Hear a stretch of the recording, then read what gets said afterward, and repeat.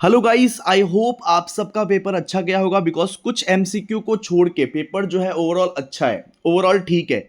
जो मैंने सजेशंस दिया था, जो मैंने संजीवनी बूटी दिया था, ई बुक दिया था और एमसीक्यू बुकलेट, कल का जो एमसीक्यू बुकलेट दिया था, अगर आप वो पढ़ के गए होंगे तो मैं 100% गारंटी देके बोलता हूं कि आपका एग्जाम जो है वो अच्छा गया होगा। ठीक है, तो दोस्तों कुछ एमसीक्यूज जस्ट मैच नहीं किए हैं, लेकिन सारा का सारा एग्जामिनेशन आपका बहुत अच्छा गया होगा। दोस्त एक बार मिला लेते हैं क्या क्या लिखे हो, एक बार प्लीज चैट बॉक्स में बता देना कि कितना मार्क्स आएगा तुम्हारा, एमसीक्यू में कितना राइट है, एमसीक्यू में कितना राइट है। ठीक है, सबसे पहले लिखा हुआ है the name of Brundtland commission report is, इसका हो जाएगा our common future, our common future. इसके बाद बी का Y shaped energy flow model in ecosystem was given by, Y shaped energy किसने दिया था, ओडम ने दिया था, ओडम ने।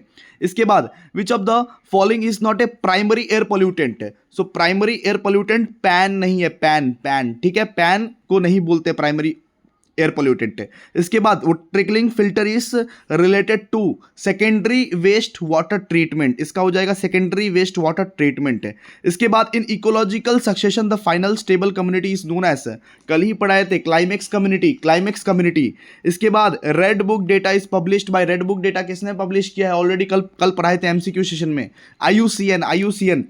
ठीक है, इसके बाद East Kolkata wetland is a Ramsar site, Ramsar site हो जाएगा, रैमसर साइट है। इसके बाद blue baby syndrome is caused by drinking water with effective excessive concentration of nitrite, nitrite इसका आंसर हो जाएगा।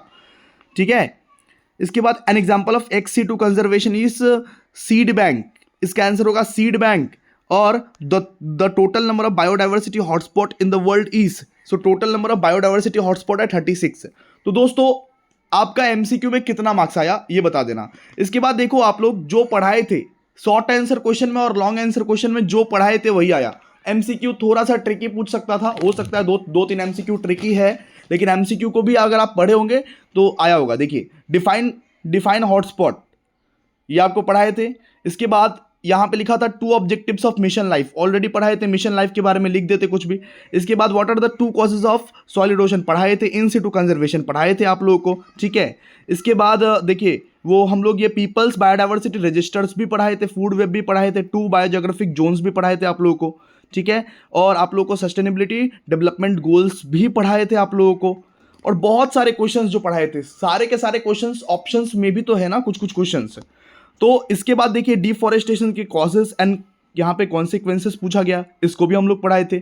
इकोलॉजिकल पिरामिड भी हमारे मैट में कवर था, and explain the types of ecological वो पिरामिड, ये भी हमारे मैट में ही कवर था। इसके बाद causes and effects of desertification, ये भी कल ही पढ़ाए थे हम। ठीक है, and multi disciplinary nature cube बोला जाता है इन्वायरमेंटल स्टडीज को, ये भी यानी कि पढ़ाए थे।